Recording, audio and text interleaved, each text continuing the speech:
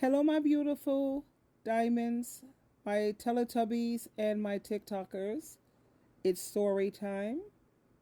I suddenly had the feeling my ex husband was engaged. I texted him and asked, and he wrote back, "Yes, we are, but we won't be getting married soon."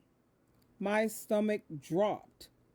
I have no idea how my intuition just kicked in on this. Both of our children are also engaged. So here I am, alone, after taking care of everyone my entire life. I cared for both of my parents until they passed, and then he left me. My husband left me for a woman 20 years younger after we were married for 30 years. He made me think he would leave her. We were intimate several times when I thought he was coming back. Then he divorced me in November. My sister died in January, so here I am in June with no family other than my two daughters. Again, how is it possible I took care of literally everyone my whole life and now I'm alone? This feels so unfair. I'm so sad, yet entirely I feel numb. I asked when they got engaged. He said in March. He asked the kids to keep it a secret as he didn't want to hurt me. So I found out my ex-in-laws, my kids, and everyone have known this for months. I noticed my in-laws started treating me entirely different around that time too. I feel so embarrassed and humiliated to have others in the know, and this secret they kept from me. I feel sad. I feel humiliated. I feel so alone. Part of me feels like moving away and starting over.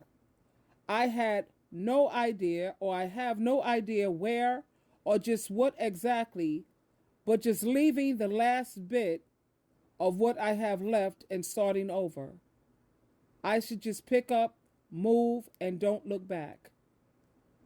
What do you think, Miss True Love?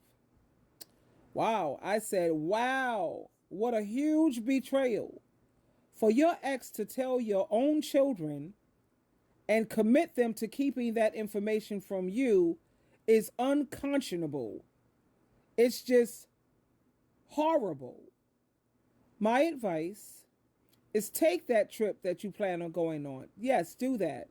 Go to the concerts that you're interested in seeing, even if you have to go by yourself and you have to go alone. Try to remember also. Try to remember what brought you joy before you had any other responsibilities and drift around that path. Think about that. There's no manual when it comes to these things. Even the manuals that we thought and we was taught we were supposed to go by, that's blown up in so many people's faces. Try to find anything that brings you any type of joy. Now, when it comes to the pain, I really don't have any advice for the pain because that's going to take time for that to go away. Only time heals all wounds. It might be a while, so be patient. I also would like to recommend to you the audio book, Leave a Cheater, Gain a Life. Your ex knew this would devastate you, and to make sure he wanted to inflict, but to make sure that he inflicts this maximum emotional and psychological amount of pain, he engaged your children to be a part of his deception.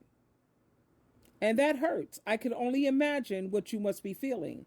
But hang in there, and you will get through this. You'll get through it, and you'll get past it.